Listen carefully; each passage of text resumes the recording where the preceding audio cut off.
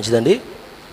సమస్త సద్గుణాల సంపన్నుడైన దేవునికి మొదటగా స్తుతులు స్తోత్రాలు తెలియజేస్తున్నాను. అలాగే కూడి ఉన్న నా ఆత్మీయ కుటుంబ సభ్యులందరికీ క్రీస్తు పేరట శుభాభివందనాలు తెలియజేస్తున్నాను. దయచేసి నాతో ఏకీపించినట్లయితే చిన్న ప్రార్థన చేసుకొని దేవుని మాటల్లోని ఆలోచనలోని ఉద్దేశాలను అర్థం చేసుకుందాం.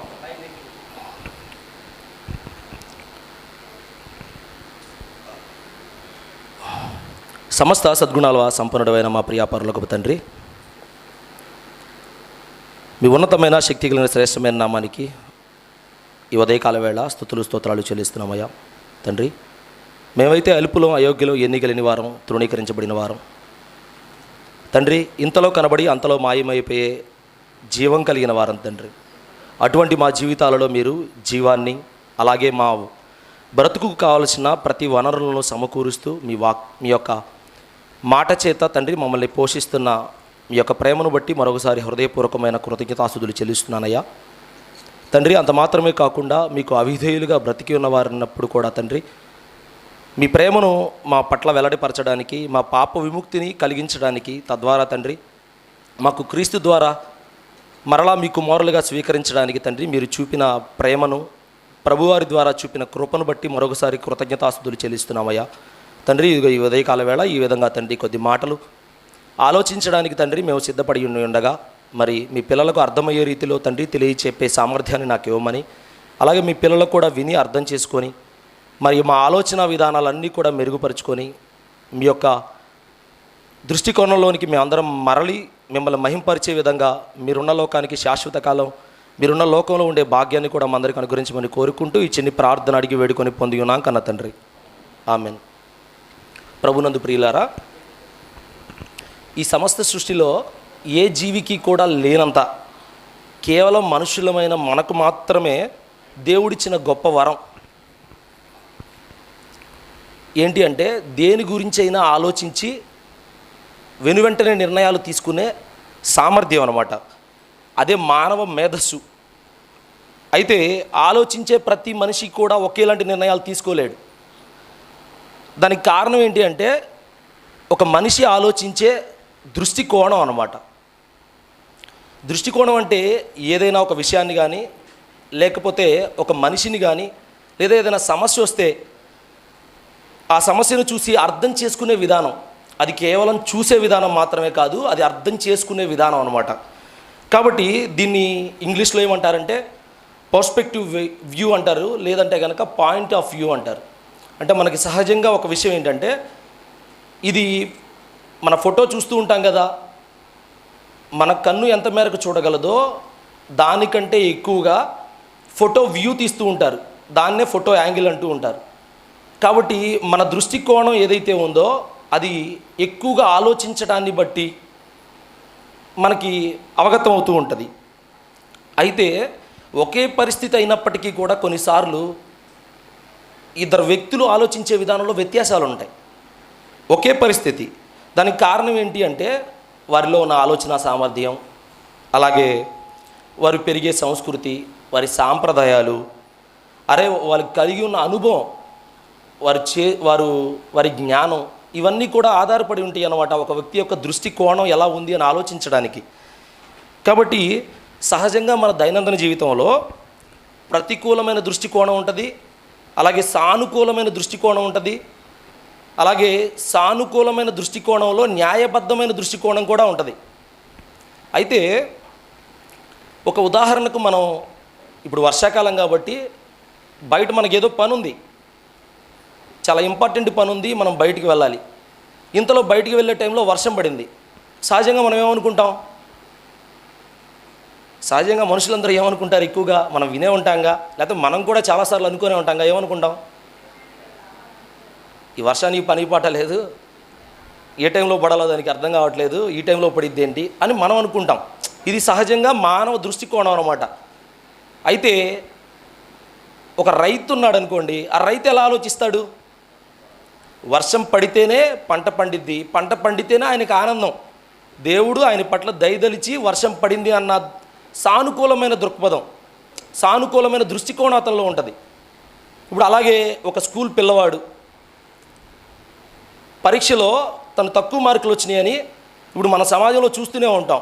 పరీక్షలో తక్కువ మార్కులు వచ్చినాయి, నీకు జీవితం ఇంతటితో అయిపోయింది, ఇంక మరుక్షణం మరు జీవితం లేదు అని ముగించుకుంటున్న సందర్భాలు ఎన్నో చూస్తున్నాం, ప్రతికూల సందర్భాలు. ఇవి ప్రతికూలమైన ఆలోచనలు. అయితే సానుకూలమైన ఒక వ్యక్తి ఆలోచనలు ఎలా ఉంటాయంటే, ఒక వ్యక్తి దృష్టికోణం ఎలా ఉంటుందంటే, ఓకే ఇప్పుడు ఫెయిల్ అయ్యాం, అయితే రేపొద్దున ఏ విషయంలో నేను ఫెయిల్ అయ్యానో మరలా ఆ విషయంలో నేర్చుకొని తర్వాత ఉత్తీర్ణుడు అవుతాను అన్న ఆలోచనలు, ఆశావాదం అతనిలో ఉంటాయి. కాబట్టి ఇది సానుకూలమైన స్పందన అన్నమాట, సానుకూలమైన దృష్టికోణం. తర్వాత కొంతమంది వ్యక్తులు అంటే ఎవరన్నా ఒక వ్యక్తులు మన తప్పును ఎత్తి చూపినప్పుడు సహజంగా ఎక్కువ మంది ఏమనుకుంటారు, వీడేంటరా పదే పదే మన తప్పులు ఎత్తి చూపిస్తాడు, మన అవమానించాలనుకుంటున్నాడు అన్న ఆలోచన విధానం మనలో ఉంటుంది. కానీ ప్రతికూలంగా స్పందించేవాడు అలా ఆలోచిస్తాడు. కానీ సానుకూలంగా స్పందించేవాడు ఎలా ఆలోచిస్తాడంటే, నాలో ఉన్న లోపాన్ని సరిదిద్దుకోవడానికి సూచన చేస్తున్నారు అన్న ఆలోచన విధానం సానుకూలమైన వ్యక్తిలో ఉంటుంది. అలాగే ఇంట్లో పెద్దవారు కూడా మనకి పదే పదే సలహాలు ఇస్తూ ఉంటారు, వీళ్ళేంటి మన కంట్రోల్ చేస్తున్నారన్న భావన మనలో ఉంటుంది.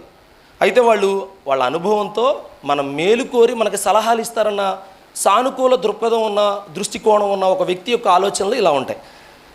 కాబట్టి మన ఇప్పటివరకు ఏ విషయాలు విన్నామంటే కొన్ని ఉదాహరణలుగా సానుకూల దృక్పథం, అలాగే ప్రతికూలమైన దృష్టికోణం, సానుకూలమైన దృష్టికోణం గురించి కొన్ని ఉదాహరణలు విన్నాం. అయితే సానుకూల దృష్టికోణంలో న్యాయబద్ధమైన దృష్టికోణం వల్ల ప్రయోజనాలు ఏంటో ముందు సహజంగా కొన్ని విధానాలు విందాం.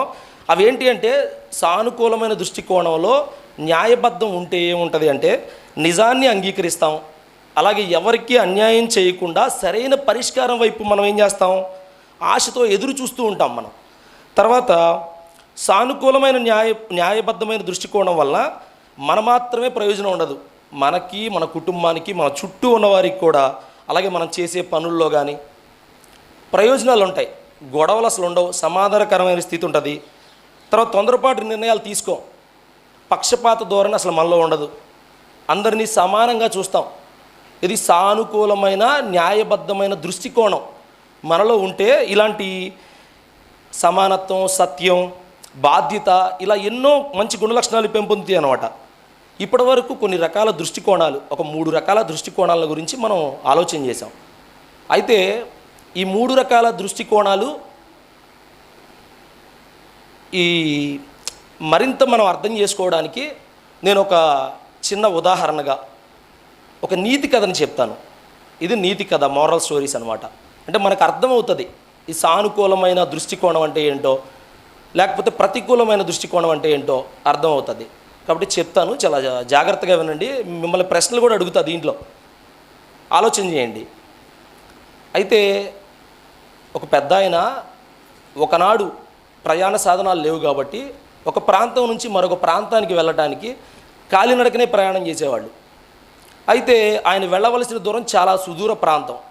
ఆయన ప్రయాణం చేస్తూ వెళ్తూ ఉన్నాడు.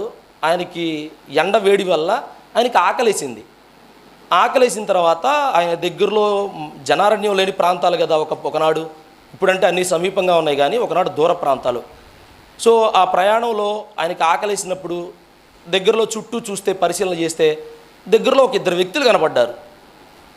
వాళ్ళ దగ్గరికి వెళ్ళి సమీపంలో, మీ దగ్గర ఏదైనా ఆహారం ఉంటే నాకు పెట్టండి అయ్యా, నేను బాగా నీరసత్వంలో ఉన్నాను, ఎండవేడిలో ఉన్నాను, కాబట్టి నేను పెద్దవాడిని కాబట్టి కొద్దిగా నా పట్ల దయదలిచి నాకు నా ఆకలిని తీర్చండి అని అడిగితే, అక్కడ ఉన్న 2 ఎవరైతే ఉంటారో ఆ 2 దగ్గర, ఒకరి దగ్గర 5 రొట్టెలు, ఒకరి దగ్గర 3 రొట్టెలు ఉంటాయి. అయితే ఈ 5 రొట్టెలు ఉన్న వ్యక్తి ఏం చేస్తాడంటే, ఇప్పుడు మనం 3 కనిపిస్తున్నాం ఈ పెద్ద ఆయనతో పాటు, నీ 3 రొట్టెలు అయితే మూడు భాగాలు పంచేసుకోవచ్చు, కానీ నా 5 రొట్టెలు 3 భాగాలు పంచడానికి కుదరదు. కాబట్టి మన ఇద్దరం ఏం చేద్దామంటే ఈ 8 రొట్టెల్ని 3 భాగాల కింద చేసి ముగ్గురం పంచుకుందాం. 8 రొట్టెలు 3 భాగాలు చేస్తే 24 ముక్కలు అవుతాయి. కాబట్టి ఈ 24 ముక్కల్ని మనం ఏం చేద్దామంటే పంచుకుందాం 8 చొప్పున అని ఆలోచన చేసి ముగ్గురు భుజించేస్తారు. ఈ భుజించిన తర్వాత ఈ పెద్ద ఆయన ఎవరైతే ఉన్నారో, ఈ ప్రతిఫలాన్ని పొందిన పెద్ద ఆయన వారికి ఆయన ఆకలి తీర్చినందుకు గాను వెళ్తూ ఏం చేస్తాడంటే కొన్ని నాణ్యాలను, ఒక 8 నాణ్యాలను వీరి చేతిలోకి ఇచ్చి ఆయన తన ప్రయాణాన్ని మరలా కొనసాగిస్తాడు. అయితే ఇక్కడ ఎవరైతే సహాయం చేసిన వ్యక్తులు ఎవరైతే ఉన్నారో, 5 రొట్టెలు 3 రొట్టెలు సహాయం చేశారు కదా, వీరిద్దరిలో ఈ ఎవరైతే రెండో వాడు 3 రొట్టెలు ఇచ్చిన వాడు ఏమంటాడంటే, మ్, ఆ, నాకు 5 రొట్టెలు పెద్దవాడు ఏమంటాడంటే, 5 రొట్టెలు ఇచ్చిన వ్యక్తి ఏమంటాడంటే, నేను 5 రొట్టెలు ఇచ్చాను, నువ్వు 3 రొట్టెలు ఇచ్చావు కాబట్టి 5, 3 పంచుకుందాం నాణ్యాలని అంటాడు. కానీ ఈ వ్యక్తి ఏమంటాడంటే, నాకు ఇలా పంచొద్దు, సరిసగం పంచుకుందాం, ఇద్దరం సహకారం అందించాంగా, ఇద్దరం రొట్టెలు ఇచ్చాం కదా, నేను నా రొట్టెలు ఇచ్చాను, నువ్వు నీ రొట్టెలు ఇచ్చావు, కాబట్టి 4 పంచుకుందాం అని ఆలోచన చేస్తారు.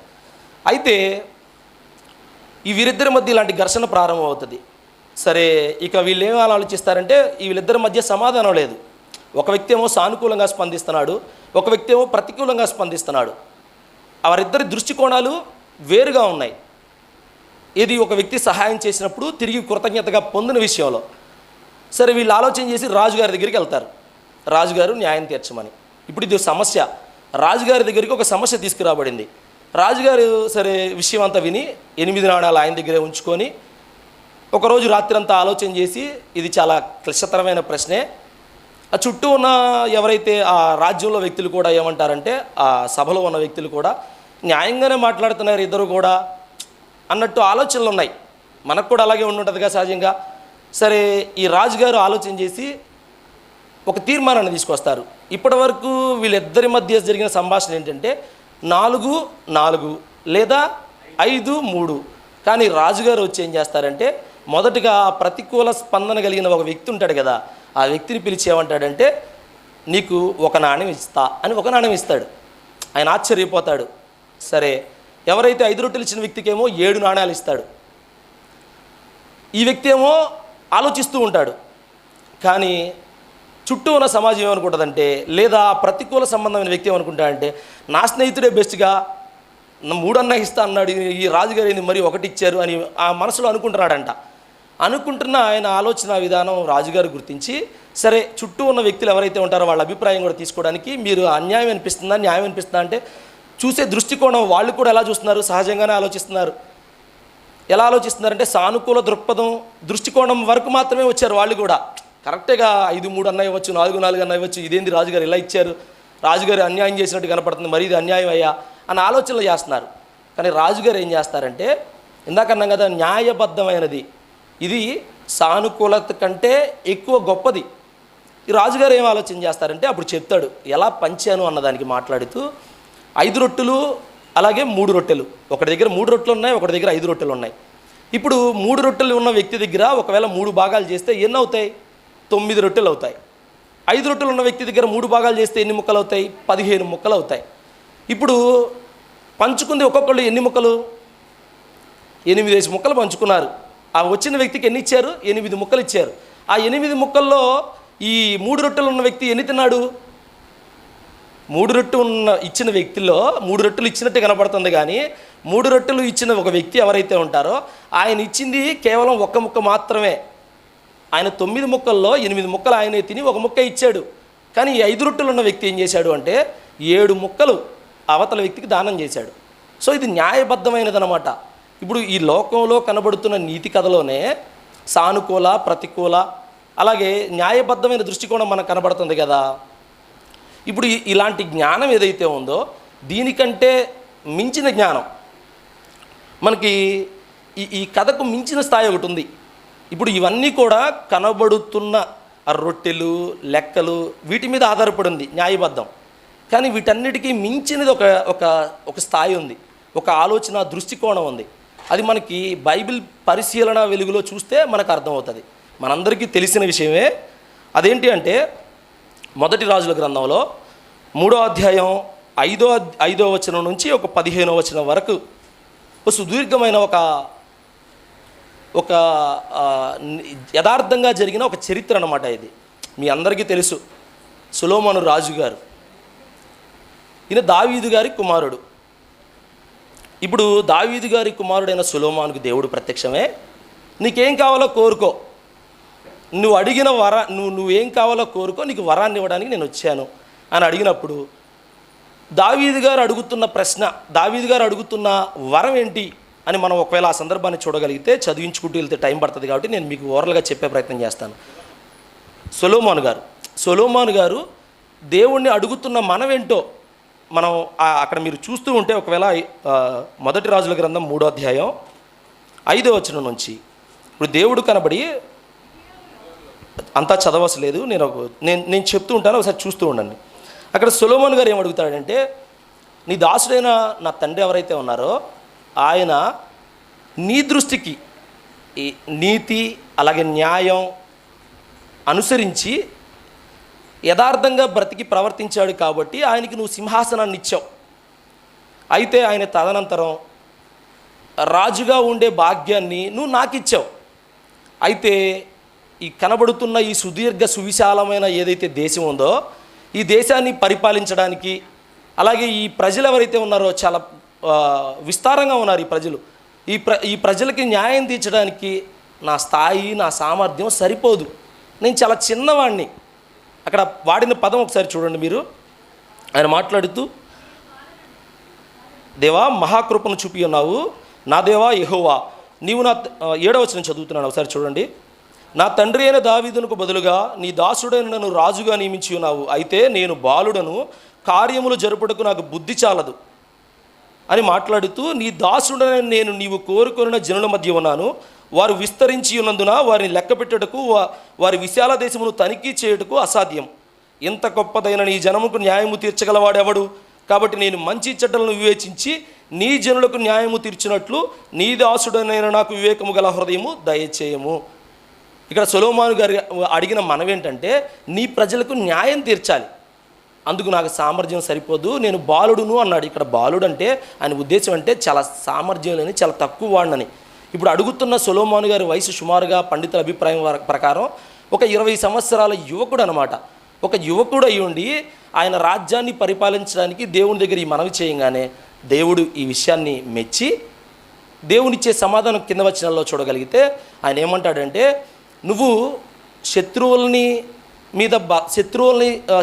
మీద కింద వచనం చూద్దాం ఒకసారి.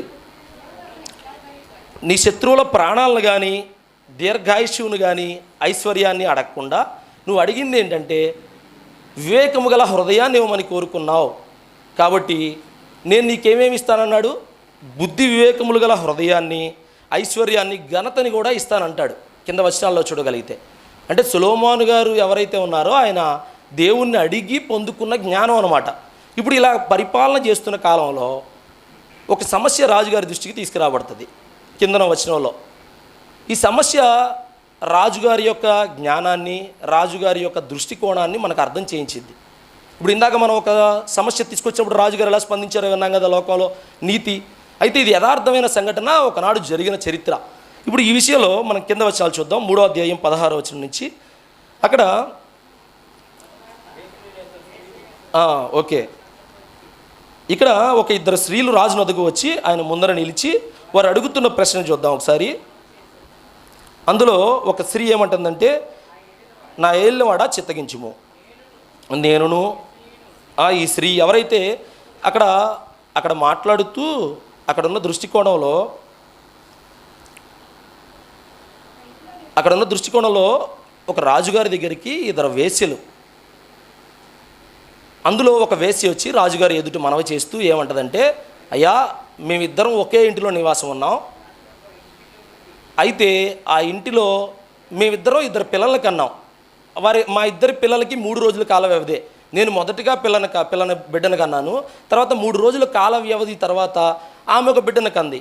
అయితే రాత్రివేళ నిద్రిస్తున్నప్పుడు ఆదమరిచి ఆ బిడ్డ మీద ఆమె పడింది, పట్టం ద్వారా ఆ బిడ్డ చచ్చిపోయింది. ఆ సంగతి నాకు తెలియదు. అయితే మధ్యరాత్రిలో ఆమె ఏం చేసిందంటే నా బిడ్డను తీసుకొని దొంగిలించి ఆమె ఏం చేసిందంటే తన కౌగిలిలో పెట్టుకొని ఆ చనిపోయిన బిడ్డను నా కౌగిటిలో పెట్టింది. నాకు తెలియదు కదా, ఉదయాన్నే లేచి పాలిచ్చాను. అయితే బిడ్డ బతికుందనుకున్నాను కానీ చనిపోయింది. అయితే బాధతో నేను ఏడుస్తున్నప్పుడు ఆ బిడ్డను చూసినప్పుడు ఆ బిడ్డ నా బిడ్డ కాదే, నేను కనిన బిడ్డ కాదే, ఆ బిడ్డ పోలికలు, ఆ బిడ్డ యొక్క ఆమె చూసిన తల్లి ఆ బిడ్డను గుర్తించి ఈ బిడ్డ నా బిడ్డ కాదే, ఆమె దగ్గర ఉన్న బిడ్డ నా బిడ్డ. అయితే ఆమె ఎవరైతే ఉందో అవతల వ్యక్తి నన్ను నా బిడ్డ కాదు, అది నా బిడ్డే, నీ బిడ్డ కాదు అని చెప్తున్నప్పుడు నాకు బాధ కలిగి ఈ సమస్యని నువ్వు పరిష్కరిస్తావని నీ దగ్గరకు వచ్చావయ్యా అని రాజుగారి దగ్గర మనవి చేస్తారు. ఇప్పుడు రాజుగారు ఎలా స్పందించాలి? ఇక్కడ ఒక బిడ్డ, ఒక తల్లి వేదన, అందులో నిజమైన తల్లి ఎవరో అర్థం కావట్లా. ఇద్దరు ఒకే విధంగా బాధపడుతున్నారు. నాకు కావాలంటే నాకు కావాలని, ఆ బిడ్డ నాదంటే నాదంటున్నారు. ఇప్పుడు సమస్య చాలా కష్టతరంగా ఉంది. మరి ఈ సమస్యని పరిష్కరించాలంటే ఏం కావాలి? దైవిక జ్ఞానం కావాలి. ఆల్రెడీ దైవిక జ్ఞానం ఉన్న సొలొమోను గారు ఆలోచించే ఆలోచన విధానం ఎలా ఉంటుందంటే, ఒక కత్తి తీసుకురమ్మంటాడు. కత్తి తీసుకొచ్చి, అయితే ఆయన ఆలోచన దృష్టికోణం మనం గుర్తిస్తే తప్ప మనకు అర్థం కాదు. ఎవరు కూడా ఇంత సాహసాన్ని చేయలేరు. ఇప్పుడు కనబడని విషయం, ఎవరి తల్లులో ఎవరి పిల్లలో కనబడని విషయం ఇక్కడ ఆమె చెబుతుంది, ఈమె చెబుతుంది నా బిడ్డ అని ఎలా గుర్తించగలరు? ఇప్పుడు దైవికమైన ఒక జీవం కలిగిన బిడ్డని పంచాలన్న ఆలోచన రావాలంటే అది అసాధ్యం అనమాట. ఏ వ్యక్తి కూడా అంత సాహసం చేయలేడు. ఇప్పుడు ఇలాంటి రాజుగారు ఏం చేశారంటే, బిడ్డను నరికి 2 భాగాలుగా పంచేసేయండి. ఇద్దరు నా బిడ్డ అంటే నా బిడ్డ అంటున్నారు కదా అని అన్నప్పుడు, అప్పుడు వెంటనే రాజుగారు ఏం చేస్తారంటే, వాళ్ళు ఏమంటారంటే, ఒక తల్లి అందులో ఆమె పేగులు తరుక్కుపోయి, వద్దయ్యా పంచొద్దు, అలా చేయొద్దు, బిడ్డను నరకొద్దు, ఎవరైతే ఆమె కావాలని అంటుందో అవతల వ్యక్తి ఆ బిడ్డకే ఇచ్చేయండి, బతికిద్ది కదా బిడ్డ అన్న ఆలోచన చేస్తుంది. అనగానే అప్పుడు రాజుగారికి అర్థమైద్ది తల్లి ప్రేమ అంటే ఏంటో. ఇప్పుడు ఈ వ్యక్తి ఏమంటుంది, అవతల వ్యక్తి నరికేసి పంచేసేయండి అంటది. అంటే ఈ దృష్టికోణం, ప్రతికూలమైన దృష్టికోణం ఎలా ఉందో చూడండి ఆమెది.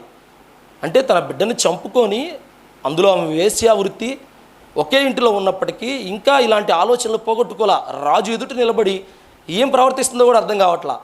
కానీ ఇక్కడ సానుకూలమైన స్పందన కలిగిన తల్లి న్యాయం కోసం ఎదురు చూస్తుంది. ఇప్పుడు న్యాయాన్ని తీర్చే ఎవరైతే రాజుగారు ఉన్నారో ఆయన న్యాయం తీర్చడానికే ఈ మాట మాట్లాడాడు. ఆయనేమి చంపాలనే ఉద్దేశం కాదు. ఎవరు తల్లో ఎవరి బిడ్డో అర్థమవుతుంది అక్కడ, ఎవరు కఠినాత్మురాలో. కాబట్టి ఈ న్యాయం ఎలా తీర్చాడు అంటే, దావీదు గారు దైవిక దృష్టికోణంతో తీర్చారని అక్కడ ఉన్న ప్రజలందరూ కూడా మిక్కిలి భయపడతారు రాజుకి. ఇప్పుడు ఇలాంటి పరిస్థితి. ఇప్పుడు రాజుగారి గురించి తర్వాత మొదటి రాజుల గ్రంథం 10వ అధ్యాయంలో కూడా, మొదటి రాజుల గ్రంథం 10వ అధ్యాయంలో కూడా షేబాదేశపు రాణి, మనకు తెలుసుగా, సొలొమోను గారి జ్ఞానాన్ని, యెహోవా నామాన్ని అనే ఒక పదం ఉంటుంది అక్కడ. అంటే ఆయన ఎవరని గూఢార్థమైన సంగతులను విచారించుటకు సొలొమోను గారి దగ్గరికి వచ్చింది అని అంటది 10వ అధ్యాయంలో. ఇదే మొదటి రాజుల గ్రంథం 10వ అధ్యాయం ప్రారంభంలో షేబాదేశపు రాణి వచ్చింది. ఎందుకు అంటే యెహోవా నామాన్ని గురించి తెలుసుకోవడానికి. అంటే ఇప్పుడు యెహోవా నామాన్ని గురించి అంటే ఏంటి, దేవుడు అంటే ఎవరు, నువ్వు ఆరాధిస్తున్న దేవుడు నిజమైన దేవుడేనా అనే ఇలాంటి కొన్ని ఆలోచనలు ఉంటాయి కదా. ఇప్పుడు గూఢార్థం అంటే ఏంటి, క్లిష్టతరమైన సమస్యలు అనమాట, పరిస్థితులు, క్లిష్టతరమైన ప్రశ్నలు. ఇలాంటి ప్రశ్నలు అడగడానికి సొలొమోను గారి దగ్గరికి వస్తే, సొలొమోను గారి కింద వచనాల్లో ఏముంటుందంటే, ఆయన ఆమెకి భావయుక్తంగా అన్ని విషయాలని చెప్పాడంట.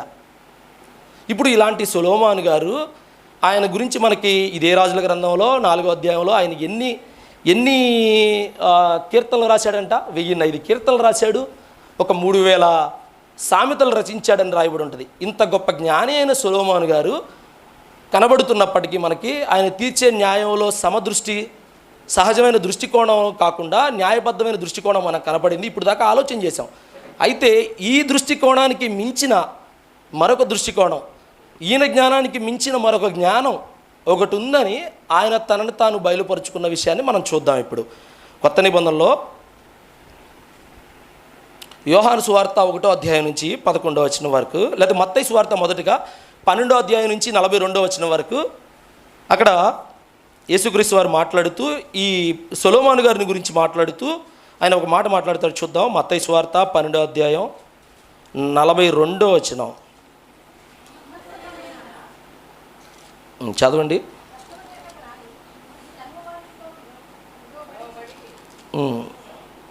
ఇక్కడ ఒక విషయాన్ని మాట్లాడుతూ, విమర్శన దినమున దక్షిణ దేశపు రాణి ఈ తరము వారితో నిలువబడి వారి మీద నేరస్థాపన చేయను.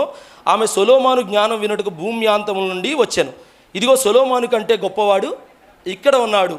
యేసుక్రీస్తు వారు తనను తాను చెప్పుకుంటూ సమాజానికి సొలొమోను గారి కంటే జ్ఞానిని నేను అన్న విషయాన్ని ఇక్కడ బయలుపరుస్తున్నాడు, ఇక్కడ చెప్తున్నాడు. ఇప్పుడు ఇలా చెప్పడానికి గల కారణం ఏంటి, సొలొమోను గారి జ్ఞానం కోసం భూమ్యాంతములు అంటే చాలా సుదూర ప్రాంతం నుంచి సొలొమోను జ్ఞానాన్ని తెలుసుకోవడానికి వచ్చిన షేబాదేశపు రాణి అయితే, మీ ఎదుట కనబడుతున్న ఎవరైతే నేనున్నానో ఆయనకంటే గొప్పవాడిని, ఆయనకంటే ముందరవాడిని, యోనా కంటే గొప్పవాడిని అని ఇలా చెప్తూ ఉంటాడు ఆయన. సొలొమోను కంటే గొప్పవాడిని, మోషే కంటే గొప్పవాడిని ఇలా చెప్తూ ఉంటాడు. అయితే ఇక్కడ సొలొమోను కంటే స్పెసిఫిక్గా మాట్లాడుతూ సొలొమోను కంటే గొప్పవాడు ఇక్కడ ఉన్నాడు, మీరు నన్ను గుర్తించట్లేదు అన్న విషయాన్ని మాట్లాడతాడు. ఇప్పుడు ఈయన సొలొమోను కంటే గొప్పవాడు అని మనం ఇక్కడ అనుకుంటున్నాం, కానీ ఈయన ఏ విషయాల్లో న్యాయం తీర్చాడో మనకి చాలా విషయాలు చాలా సుదీర్ఘంగా ఆలోచన చేసినా అవి మనకి అర్థం కావు. కాబట్టి సమయం సరిపోదు, అర్థం కాదంటలేదు. అయితే ఆయన ఒక ప్రాథమికంగా న్యాయం తీర్చిన విషయాన్ని మనం ఒకసారి చూద్దాం.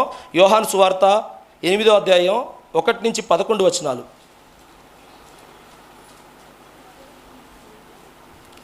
8వ అధ్యాయం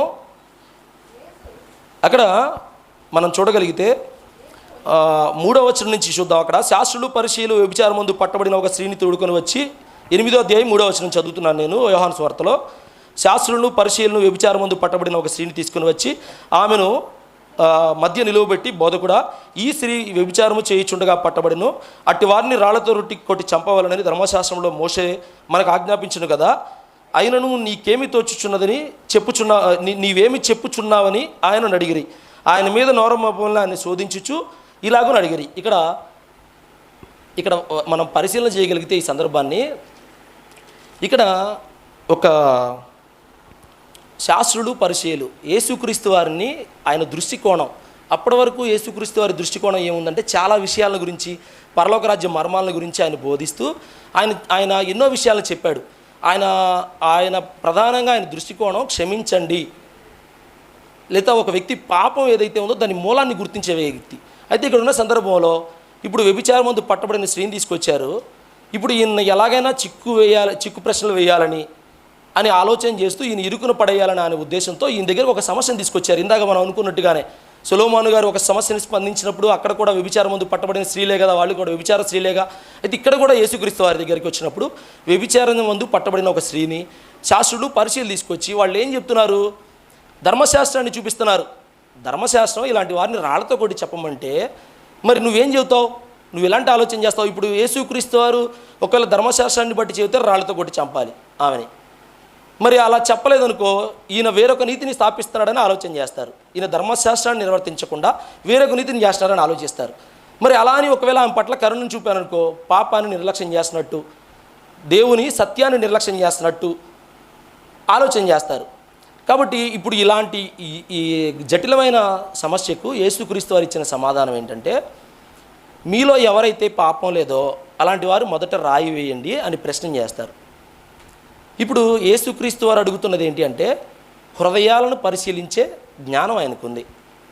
ఇప్పుడు ఆయన మాట్లాడుతూ ఏమంటారంటే, మీ హృదయంలో పాపం లేదా, మీరు మరొక స్త్రీని పాపిగా చూపిస్తున్నారు కదా, ఇప్పుడు ఈ పాపాత్మురాలే, ధర్మశాస్త్రాన్ని బట్టి పాపాత్మురాలే, ఈమెలో పాపం ఉంది, వ్యభిచారం ముందు పట్టబడింది, అయితే మీలో కూడా పాపం ఉంది కదా, మరి ఏం చేద్దాం అన్నప్పుడు ఎవరైతే ధర్మశాస్త్రాన్ని చూపించి రాళ్లతో కొడదాం అనుకున్న వాళ్ళు వదిలేసి వెళ్ళిపోతారు. అప్పుడు యేసుక్రీస్తు వారు అన్నమాట, అమ్మ ఇక పాపం చేయొద్దు, వ్యభిచారిని సైతం అమ్మ అనే దృష్టికోణంలో ప్రభువారు ఇక్కడ మాట్లాడుతూ ఆమెను ఏం చేశాడు, క్షమించాడు. ఆమెలో ఉన్న పాపాన్నేమో తీసేసుకోమని చెప్పాడు ధర్మశాస్త్రాన్ని బట్టి. తర్వాత ఆమెను ఏం చేశాడు, క్షమించాడు. క్షమించి మరొక అవకాశాన్ని కల్పించాడు. ఇది దేవుని ఉద్దేశం. ఇప్పుడు అక్కడ కనబడుతున్న వారేమో ధర్మశాస్త్రాన్ని చూపించి బలహీనులను అన్యాయం చేద్దామని చూస్తున్నారు, ఆ స్త్రీని అన్యాయం చేద్దామని చూస్తున్నారు. ఒక విధంగా చెప్పాలంటే ఆమెకు మరో అవకాశం ఇవ్వట్లా. ఎందుకు, యేసుక్రీస్తు వారిని చిక్కుపరచాలని. ఇప్పుడు ఈయన అడిగిన ప్రశ్నకు అవతల వారు ఏం చేశారంటే వెళ్ళిపోయారు. కాబట్టి యేసుక్రీస్తు వారి యొక్క గొప్పతనం ఇక్కడ మనకు అర్థం కావాలంటే, ఈయనలో ఏముంటుందంటే ప్రేమ అనే తత్వం కనబడుతుంది, మనకి క్షమించే తత్వం కనబడుతుంది, సత్యం నీతి. ఆయన ఎవరు అంటే మనం కొలసీ పత్రికలో మనం ఏం చూస్తాం, మనం కొలసీ పత్రిక 2వ అధ్యాయంలో ఆయన గురించి మాట్లాడింది ఏంటి, బుద్ధి జ్ఞాన సర్వ సంపదలు ఆయన ఎందుకు గుప్తమై ఉన్నవి. పౌలు గారు మాట్లాడుతూ అవి ఆయన ఎందుకు గుప్తమై ఉన్నవంటే ఆయన ఎందుకు దాగి ఉన్నాయని కాదు, ఆ మర్మం బయలుపరచబడింది. ఆయన భూమి మీదకి వచ్చాడు, ఆయన భూమి మీదకి వచ్చి కృపాసత్య సంపూర్ణుడిగా మన మధ్య సంచరించి ఆయన మనకు వెల్లడి చేశాడు. ఆయన యొక్క దృష్టికోణాన్ని, ఆయన ఆలోచన విధానాన్ని మనకు వెల్లడి చేశాడు. కాబట్టి ఆయనలో సర్వ సంపదలు గుప్తమై ఉన్నవని చెప్పే ఉద్దేశం అన్నమాట. సో అలాగే ఆయన మాట్లాడుతూ మనకి యేసుక్రీస్తు వారి గురించిన మరో వచనం చూద్దాం ఒకసారి. అది ఆయనకి హృదయాన్ని పరిశీలించే జ్ఞానం ఉందన్న కదా, ఒకసారి చూద్దాం. అది యోహాను సువార్త 2వ అధ్యాయం 24-25 వచనాలు. ప్రధానంగా ఒకసారి చూద్దాం. అది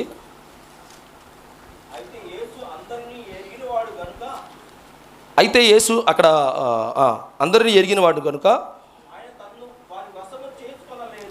ఆయన తన్ను వారి వశము చేసుకొనలేదు. ఆయన మనుషుని ఆంతర్యమును ఎరిగినవాడు కనుక ఎవడును మనిషిని గూర్చి ఆయనకు సాక్ష్యం ఇయ్యనక్కరలేదు.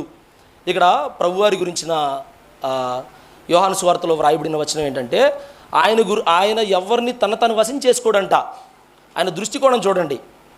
ఆయన్ని ఎవరిని మోసం చేయడానికి కానీ, ఆయన మరొకరు చెప్పినట్లు ఆయన నడవడానికి కానీ ఆయన తను మరొకరికి వశం చేసుకోలేదంట.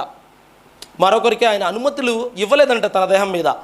పూర్తిగా ఆయన ఆలోచన దృక్పథం దృష్టికోణం ఎలా ఉందంటే ఒకే విధంగా ఉంది. ఎందుకు? ఆయన బుద్ధి జ్ఞాన సర్వసంపదలు కలిగి ఉన్న వ్యక్తి. హృదయాలను పరిశీలించే దేవుడు ఆయన. దేవుడుగా ఉండి ఈ లోకానికి వచ్చాడు ఆయన. ఈ లోకానికి వచ్చిన ఆయన 100% దేవుడు, 100% మానవుడు ఆయన. ఇప్పుడు 100% మానవుడుగా ఉన్నప్పటికీ ఆయన తన శక్తిని వినియోగించక ఆయన ఏం వినియోగించాడు అంటే తన ప్రేమను, తన కరుణను మనుషుల పట్ల చూపాడు. ఇప్పుడు మనుషుల గురించి ఆయన తెలుసుగా.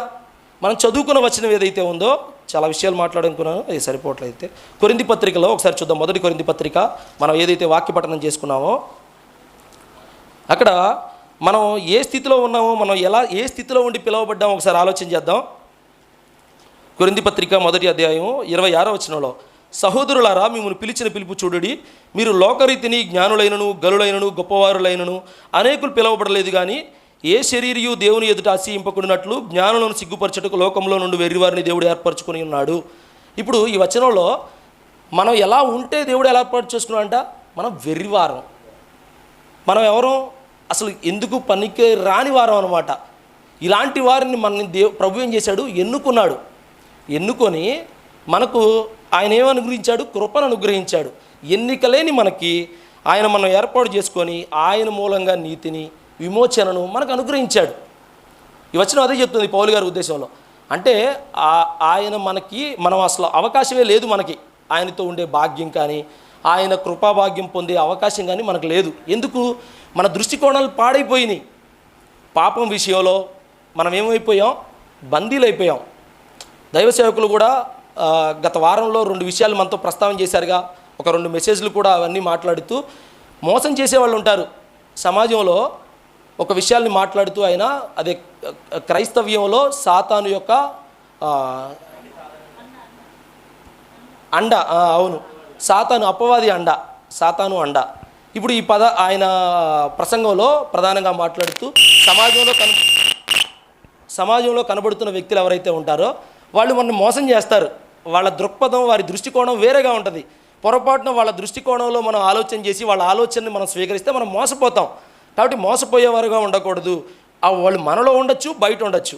కాబట్టి మనం మోసపోకూడదు. మనం ప్రభు ఆత్మ కలిగిన వ్యక్తులుగా మనం కొనసాగాలి. ప్రభు మనకి ఇచ్చింది ఏంటి? మనల్ని పిలిచి, ఎన్నికలేని మనల్ని పిలిచి మనకి ఏ జ్ఞానాన్ని ఇచ్చాడు? నీతిని ఆయన అనుగ్రహించాడు. క్రీస్తు ద్వారా మనకి కలిగింది ఈ నీతి. ఈ నీతి మనం ఏం చేస్తుందంటే కింద వచనాల్లో 2వ అధ్యాయంలో కింద వచనాల్లో ఉంటుంది కొరింథీ పత్రికలో, శరీర సంబంధమైన ప్రకృతి సంబంధమైన మనుషుడైతే కనుక అన్నిటినీ వివేచించలేడు, కానీ ఆత్మ సంబంధమైన వ్యక్తి ఎవరైతే ఉంటారో అన్నిటినీ వివేచిస్తాడని ఉంటుంది. అంటే వివేచన దృక్పథం ఏదైతే ఉందో అది మారిద్ది. క్రైస్తవులుగా ఇక్కడ కూర్చున్న మనందరికీ కూడా బాప్తిస్మం ద్వారా క్రీస్తు ఆత్మను ధరించుకున్న మనందరం కూడా లోకంలో ఉండే ఏదైతే దృక్పథాలు ఉంటాయో, దృష్టికోణాలు ఉంటాయో వాటిని పరిశీలంగా చూడగలం. ఏది మోసం చేస్తుందో, ఏది మోసం చేయట్లేదో, ఎవరు ఎలాంటి దృష్టికోణంతో మాట్లాడుతున్నారో ఆలోచన చేస్తాం. అప్పుడు మనం ఏం చేస్తాం? ఏ దృష్టికోణాన్ని మనం తీసుకొని ఏది న్యాయబద్ధమైనదో, ఏది సానుకూల దృక్పథం, ఏది ప్రతికూల దృక్పథం మనం తెలుసుకోగలం. అప్పుడు మాత్రమే మన టార్గెట్ ఏంటి? పరలోకం చేరాలని, ప్రభుత్వం ఉండాలని. ఇప్పుడు పరలోకాన్ని కోల్పోతాం అనమాట ప్రతికూల దృక్పథం వైపు వెళ్తే. కాబట్టి పేతురు గారి సందర్భాన్ని అంకులు గుర్తు చేశారు కదా. పేతురు గారు మనలో ఉన్న వ్యక్తే, ప్రభుతో కొనసాగిన వ్యక్తే. అయితే ఆయన దృష్టికోణం, అప్పటి వరకు చూసిన దృష్టికోణం ఏమైంది? మానవ రీతి ఆలోచిస్తే ప్రభువారిని ఏమన్నాడు ఆయన? ప్రభువా నీకు దూరం అగునుగాక. ఏంటది? సర్వ మానవాళి నిమిత్తం ప్రభువారు చేయాలనుకున్న బలియాగం. ఆయన అందుకోసమే వచ్చని ప్రభువారు చెబుతుంటే ఇప్పుడు పేతురు గారు ఏమని అంటున్నారంటే, అయ్యా నీకు దూరం అగునుగాక అంటాడు. ఇప్పుడు ప్రభువారు ఏం గుర్తించారు? ఆయన వెనకాలన్న ఈ ఆలోచన ఎవరిది అంటే మనుషుని ఆలోచన అయినా. మనుషుడు ఎవరికి వశమయ్యాడు? సాతానికి వశమయ్యాడు. కాబట్టి సాతాను దృష్టికోణంలో చూశాడు అని ఆలోచన చేసి సాతానా వెనకపోన్న ఆలోచన చేశాడు. కాబట్టి మనం ఎవరం కూడా మోసపోకుండా మన దైనందిన జీవితంలో ఈ ఈ దృష్టికోణం ఏదైతే ఉందో వీటిని ప్రతీదీ మనకు క్షుణ్ణంగా పరిశీలన చేసి ప్రభు ఇచ్చిన ఆత్మని కలిగి మనం అన్ని విషయాలలో మనం ప్రభువుకి కలిగిన దృష్టికోణం కలిగి ప్రతి విషయంలో మనం విజయాన్ని పొందాలని మనం చేస్తూ ఈ నా మాటలు ముగిస్తున్నాను. మంచిదండి. ఓపికగా ఉన్న మీ అందరికీ కూడా క్రిస్పర శుభాలు. చిన్న ప్రార్థన చేస్తాను. మహోన్నతుడ మహాగణుడ పరిశుద్ధుడ ప్రేమ కలిగిన మా ప్రియ పరలోక తండ్రి, మీకు స్తోత్రాలు. ఏది ఏమైనప్పటికీ తండ్రి మీ దృష్టికోణం చాలా ఉన్నతమైనది. అది మా ప్రభువారి ద్వారా మాకు వెల్లడిపరిచారు. నిజమే తండ్రి, ఆయన హృదయాలను పరిశీలించే శక్తి సామర్థ్యం కలిగిన వ్యక్తి అయ్యా. దేవుడు కూడా ఆయన ఈ లోకానికి వచ్చి ఆయన తన శక్తిని వినియోగించకుండా మా మీద అలాంటి తీర్పులు చేయకుండా నిజంగా ప్రేమ కనికరం మరి పాపానికి మూలమైనటువంటి పాప స్వభావాన్ని తీసివేయాలన్న ఆలోచనతో మాకు మరొక అవకాశాన్ని కల్పించాడు. ఆ అవకాశాన్ని కల్పించడంలో ఎక్కడా కూడా సత్యాన్ని మీరలేదు తండ్రి. ఆయన సత్యాన్ని అవలంబిస్తూనే అలాగే కృపను కూడా తన జీవితంలో చూపించాడు. తద్వారా శిలువ యాగం ద్వారా అది వెల్లడిపరిచారు తండ్రి. కృపా సత్యాలు ఆయన ద్వారా కలుసుకున్నాయి కాబట్టే మేము విడుదల పొందగలిగాం. అల్పులమైన అయోగ్యులమైన మాకు ఆయనతో ఉండే భాగ్యం కలిగింది, మీ కుమారులుగా ఉండే భాగ్యం కలిగింది. కాబట్టే ఇదిగో ఈ విధంగా మీ సన్నిధిలో ఉండి మిమ్మల్ని స్తుతించగలుగుతున్నాం, మీ గురించి ఆలోచించగలుగుతున్నాం తండ్రి, మీ గురించి తెలుసుకోగలుగుతున్నాం. లోకంలో ఇటువంటి భాగ్యం లేదయ్యా. లోకంలో ఇంకా పాప విషయంలో బందీలుగా బ్రతుకుతూ తండ్రి స్వాతంత్రం లేని జీవితాలు కలిగి స్వేచ్ఛ లేని జీవితాలు కలిగి బ్రతుకుతున్నారు. అలాంటి వారి జీవితాలను తండ్రి మీరు మీ వాక్యం ద్వారా వెలిగించగలిగిన సమర్థులు కనుక అటువంటి మీ యొక్క ఆత్మను తండ్రి లోకంలోనికి, మీ ఆత్మ ఎక్కడ ఉండునో అక్కడ స్వేచ్ఛ ఉంటుంది కనుక అటువంటి ఆత్మని మా వంతు బాధ్యతగా కొనసాగించాలనే దృక్పథాన్ని మాలో వెలిగిస్తున్నందుకు మీకు స్తోత్రాలు తెలియజేసుకుంటూ ఇప్పటివరకు తండ్రి మీరు మాకు చేసిన సహాయానికే మరోసారి క్రీస్తు పేరట, మీరు చెప్పిన మాటలకే మరోసారి క్రీస్తు పేరట కృతజ్ఞతాస్తుతులు చెల్లించి ఈ చిన్ని ప్రార్థన అడిగి వేడుకొని పొందినాం కన్న తండ్రి. ఆమేన్. మంచిదండి. ఓపిక ఉన్న మీ అందరికీ క్రీస్తు శుభాలు.